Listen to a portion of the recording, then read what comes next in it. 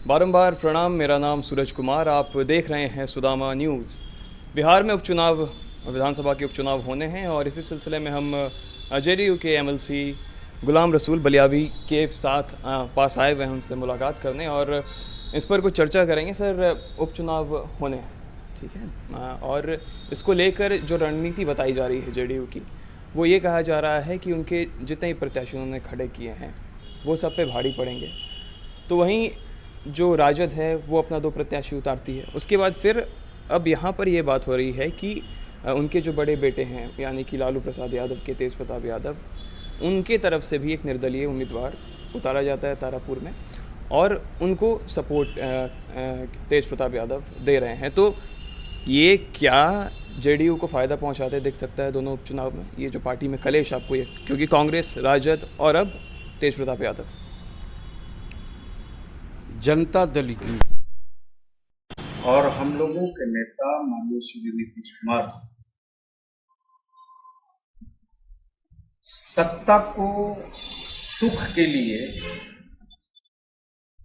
माध्यम नहीं बनाया। सेवा, सद्भाव, समन्वय, न्याय के साथ विकास, सभी तबके का विकास, सभी इलाके का विकास, और इसको भली भांति राज्य नहीं, राज्य के बाहर लोग देखते हैं, चर्चा करते हैं, सराहना करते हैं। अब कौन दल क्या कर रहा है उस पर कुछ कहने की आवश्यकता नहीं। आरजेडी जो लड़ रहा है वो परिवार के विकास के लिए लड़ रहा है। राज्य के विकास से उनको क्या मतलब है? परिवार के अलावा अगर किसी उन्हीं के दल में जिन लोगों ने आरजेडी को खड़ा करने में जी जान प्राण सब लगा दिया, अंतिम सांस तक लगा दिया, उस भाई शहाबुद्दीन को देखने के लिए तो कोई नहीं गया। स्वास्थ्य ठीक नहीं है, समय का अभाव है, लेकिन वोट मांगने के लिए सब कुछ ठीक हो गया है। लेकिन अगर वो शहाबुद्दीन को अभी जाके उनसे मिलेंगे तो आरजेडी मतलब जेडीयू फिर उन पर हमलावर नहीं होगा कि एक शहाबुद्दीन जो एक क्रिमिनल माइंडेड थे उनका फिर वो मिलने जा रहे हैं? ये सर्टिफिकेट कौन किसको देता है? नहीं, पार्टियां देती हैं, भाजपा देते हैं। नहीं, आपने जो कहा है या कोई भी कहता है, ये मेरी बात नहीं है सर, ये पार्टी का स्टेटमेंट है जो हमने आपसे कहा। किसी के भी संत और क्रिमिनल होने का सर्टिफिकेट किसी को देने का राइट नहीं, वो काम में आने का। बिल्कुल सही। और इन अनगरल इश्यूज पर हम कोई बात ही नहीं कर रहे। हाँ, तथ्यों के साथ बलियावी ठोक के बात करता है। वोट तो सबका लिया, मुसलमानों ने तो होलसेल वोट ठोक के दिया विधानसभा में आरजेडी को, कांग्रेस को। क्या आरजेडी ने दोनों सदन में से किसी एक सदन का नेता भी मुसलमान बने इस लायक समझा? तो वोट चाहिए, शेयर नहीं चाहिए।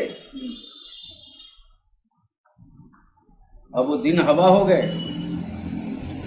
जो लोगों ने एक माहौल क्रिएट किया था, भय दिखा करके, हवा बना करके, उत्तेजना फैलाकर, तो सब बादल छट चुके हैं।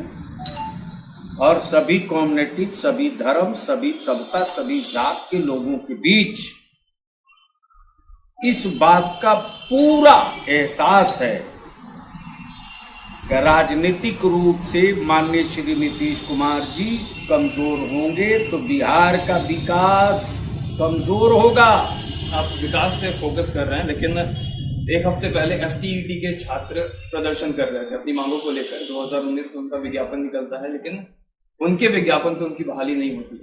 तो क्या विकास को नापने का पैमाना ऐसा हो सकता है कि अगर एक अभ्यर्थी हैं, वो एग्जामिनेशन दे रहे हैं एक रिजर्वेशन के तहत, उनको कहा जाता है कि साहब आपको इस तरह से आपकी बहाली इस तरह पे होगी, लेकिन वापस उनके विज्ञापन में बदलाव कर दिया जाता है, तो क्या विकास को इस पैमाने पे हम देख सकते हैं, या फिर आप इसका खंडन करते हैं ये गलत है? खबर अभी नहीं लगाई वो हमने तो देखा भी नहीं है, और आप ही बता रहे हैं तो हमको पता भी चल रहा है सिस्टम में कहाँ फॉल्ट हुआ है, क्या हुआ है।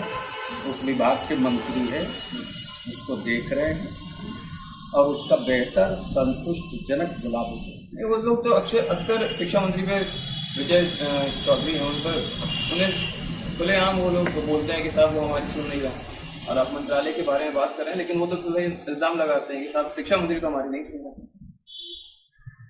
हर व्यक्ति अपनी सुनाने की बात करता है। 6 मिनट हो गया। नियम और कानून से ही कोई चीज़ चलता है, और हमको अपनी मर्जी से चलना है, तो दोनों में फर्क होगा।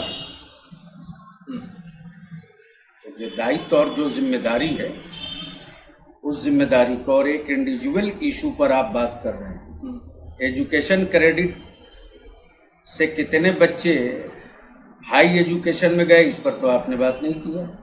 कितने छात्रावास बने, इस पर तो बात नहीं किया।